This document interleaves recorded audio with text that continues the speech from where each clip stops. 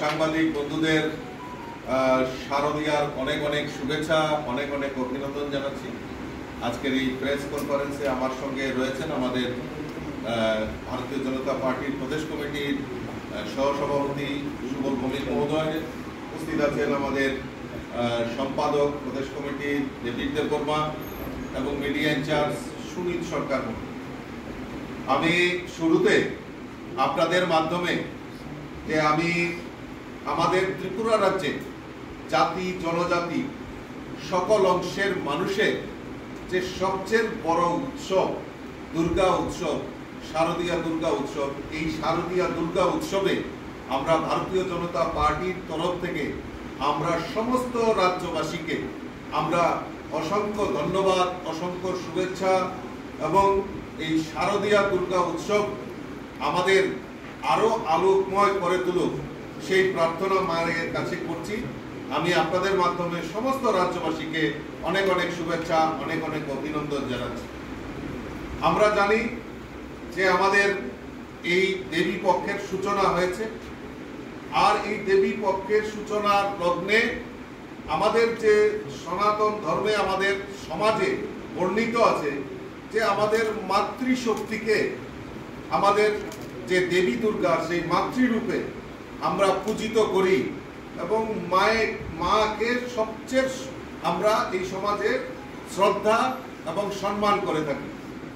তাই আমাদের মন্ত্রেও উচ্চারণ করি মাতৃরূপেণু সংস্থিতা।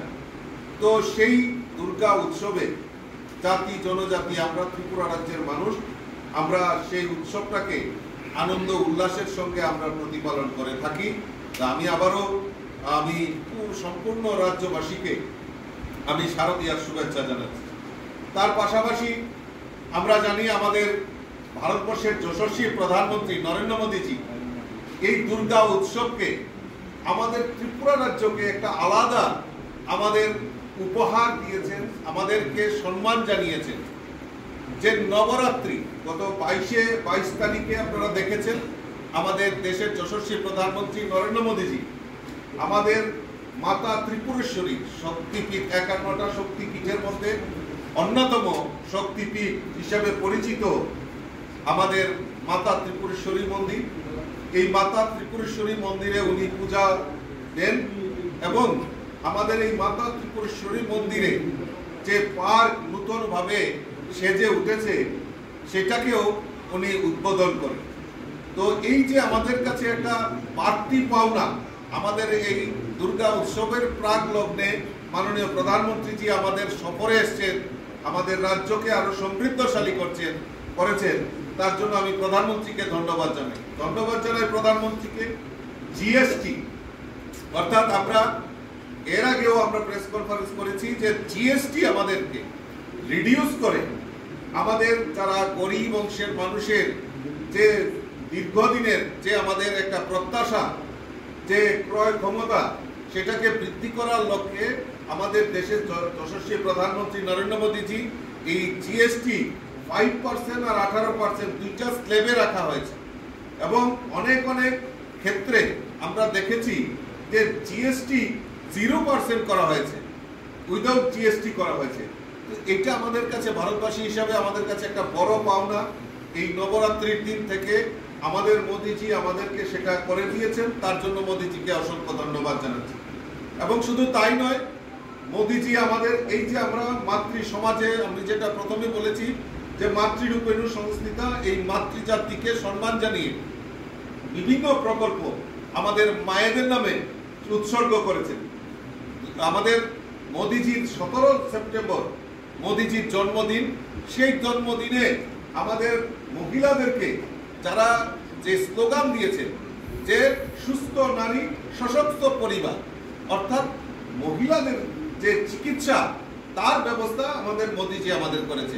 33% রিজার্ভেশন থেকে শুরু করে প্রধানমন্ত্রী উজ্জ্বলা জ্যোতি যোজনা, আত্মনির্ভর মহিলা, ড্রোন দিদি, লাখপতি দিদি, এই সমস্ত প্রকল্পের মাধ্যমে আমাদের মাতৃজাতিকে যে সমৃদ্ধশালী করেছেন। আমি আবারও আপনাদের মাধ্যমে আমি দেশের প্রধানমন্ত্রীকে অসংখ্য ধন্যবাদ জানাচ্ছি। আর একটা জিনিস আমরা দেশের যশস্বী প্রধানমন্ত্রী নরেন্দ্র মোদীজি উনি উল্লেখ করেছেন যে প্রতি ঘরে স্বদেশী, ঘরে ঘরে স্বদেশী, 140 কোটি দেশবাসীর কাছে উনি আহ্বান রেখেছেন যে আমরা যেই জিনিস দৈনন্দিন যে জিনিসগুলি আমরা ব্যবহার করি সেই দৈনন্দিন ব্যবহারের জিনিসগুলির মধ্যে স্বদেশী, কারণ 2রা অক্টোবর জাতির জনক মহাত্মা গান্ধীজির জন্মদিন, সেই জন্মদিনে কারণ আমাদের দেশের জাতির জনক মহাত্মা গান্ধীও এই স্বদেশীর উপর বিভিন্নভাবে জোর দিয়েছেন এবং স্বদেশীর ব্যবহারের জন্য আহ্বান রেখেছিলেন। তাই মোদিজিও আমাদের দেশের প্রধানমন্ত্রী এই ঘর ঘর স্বদেশী আমাদেরকে ব্যবহারের জন্য উনি আহ্বান করেছেন। কারণ দেখুন, আজকে আমরা ভারতবর্ষের অর্থনীতির বুনিয়াদে সারা বিশ্বের মধ্যে 4র্থ স্থানে আমরা পৌঁছে গেছি এবং আগামী দিন আমাদের দেশের প্রধানমন্ত্রী যেটা বলছেন যে আমাদের 3য় স্থানে পৌঁছারও সেই প্রয়াস আমাদের দেশের প্রধানমন্ত্রী করছেন। শুধু বললেই হবে না, আপনাদের সহযোগিতাও দেশের প্রধানমন্ত্রী আহ্বান করেছেন।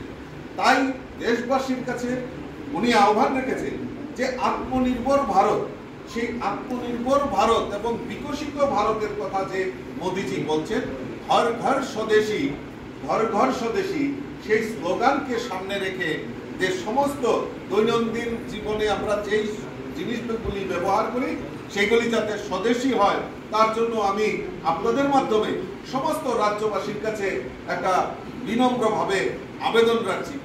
এবং আজকে আমরা এই আত্মনির্ভর ভারতের যে মোদিজি আহ্বান করেছেন, আমাদের দেশীয় প্রযুক্তিতে বিভিন্ন গাড়ি থেকে শুরু করে